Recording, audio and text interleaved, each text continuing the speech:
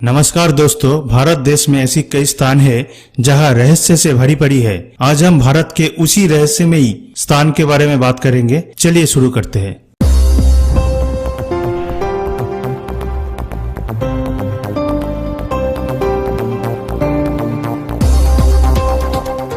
Number 10, magnetic hill, Ladakh. हमें मालूम है कि ढलान में एक वाहन फिसल जाता है, लेकिन क्या ये वास्तव में दूसरी तरफ बढ़ सकती है?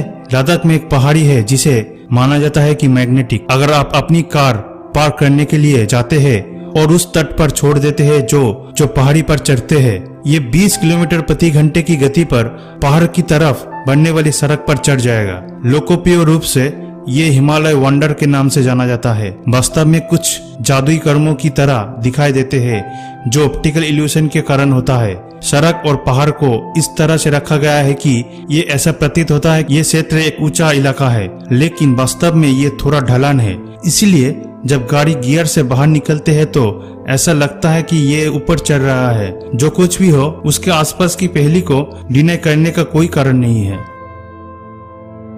Number 9, hanging pillar, Lepakshi, Andhra Pradesh. दक्षिणी आंध्र प्रदेश के अनंतपुर जिले में स्थित लेपाक्षी का हैंगिंग पिलर वास्तव में एक रहस्य है। विजयनगर की स्टाइल में 16वीं सदी के पत्थर से बनी ये मंदिर निर्मित है। आप वास्तव में कपड़े या कागज के मध्य भाग का एक टुकड़ा स्वैप कर सकते हैं जो जमीन और पिलर को अलग करती है। As a matter of fact, एक क्यूरियस ब्रिटिश इंजीनियर ने इसके सपोर्ट के रहस्य को समझने की कोशिश की, जिसके परिणाम स्वरूप इस प्रक्रिया में थोड़ा सा उखड़ गया। कुछ लोग मानते हैं कि पिलर पर पूरे परिसर खड़ा है।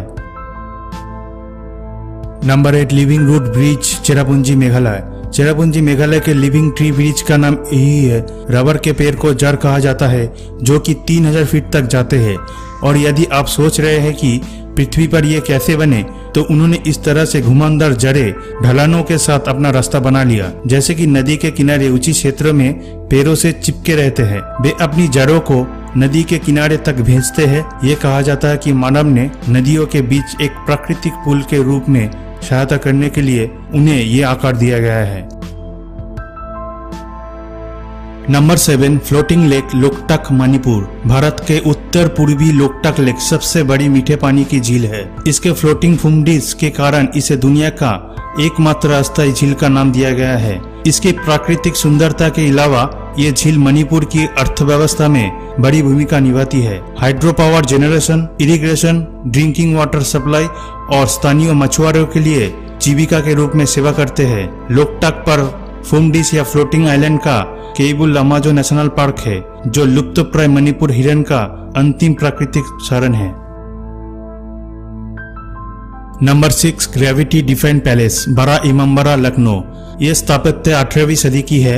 नवाब असफ उद्दौला ने इस अद्भुत मिश्रण को यूरोप और अरबी वास्तुकला को एकदम सही सद्भाव में बनाया है। सेंट्रल हॉल 50 मीटर लंबा है और लगभग 3 मंजिला ऊंची किसी भी पिलर या बीम के सपोर्ट के बिना खड़ी है। मेन हॉल भूल भुलैया की वास्तुकला या 1000 से अधिक सीढ़ियों के लिए जाना जाता है। इमामबाड़ा परिसर में भरपूर उद्यान, शानदार मस्जिद और बावड़ी है।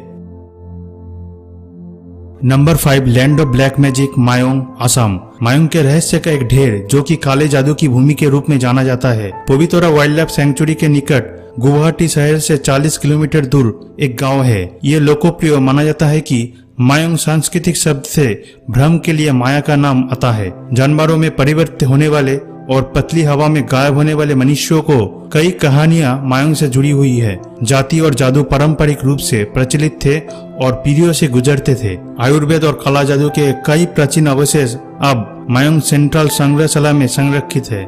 नंबर 4, द एबंडोनेड विलेज, कुलधारा, राजस्थान। लगभग 200 साल पहले कुलधारा में 1500 से अधिक पलीबल ब्राह्मणों का घर था, जो कि ऐसी समुदाय के वंश थे जहां 5 से ज्यादा सदियों से यहाँ रहते थे। हालांकि एक दिन 85 गांव के निवासियों सहित पूरी आबादी भाग गए रातों रात। लोककथाओं के अनुसार कुलधारा के लोग न केवल गांव को छोड़ दिए थे, बल्कि इसके बजाय उन्होंने इसे किसी श्राप के साथ छोड़ दिया। किसी भविष्य के बस्तियों को मना कर दिया। आज यह जो कुछ भी बचा है वो कुछ इमारतें, एक पुराने मंदिर और अफवाहें है जो अचानक निकासी की व्याख्या करने की कोशिश करती है।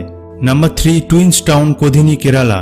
केरल में मल्लपुरम जिले में स्थित ये छोटा गांव लगभग 2000 परिवारों के लिए निवास है। ये असामान्य बात है कि इन परिवारों ने करीब 220 जुड़वा बच्चों का जन्म दिया है। एक आंकड़ों के मुताबिक कोधिनी में पैदा हुए जुड़वा बच्चों की औसत संख्या लगभग 6 गुना है। डॉक्टर कृष्ण श्री बिजू, जो एक स्थानीय डॉक्टर है और इस जुड़वा के रहस्यों को समझने की कोशिश कर रहे हैं, ये मानते हैं कि गांव की भोजन की आदत एक कारण हो सकता है। कई रिसर्चर्स ने परिणाम प्राप्त करने की कोशिश की है, लेकिन कोई भी सफल नहीं हुआ है।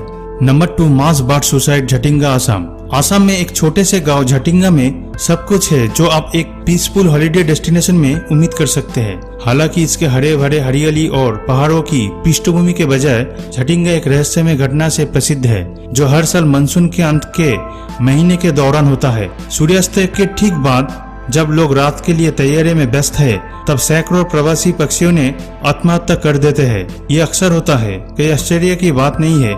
स्थानीय लोग एक डरावना सिद्धांत बताते हैं कि इस घटना के लिए आकाश में बुरी आत्माओं जिम्मेदार है। स्वाभाविक रूप से पक्षी विज्ञानी स्पष्टीकरण से संतुष्ट नहीं है और अपने संग एक वैज्ञानिक सिद्धांत के साथ आए हैं। वे कहते हैं कि घने मानसून कोहरे के समय जब इन घबराए हुए पक्षियों गांव की रोशनी के लिए अपना रास्ता बनाने की कोशिश करते हैं, तो वे पेड़ों और इमारतों को मारते हैं। इसके परिणाम स्वरूप मौत या गंभीर चोटें होती है।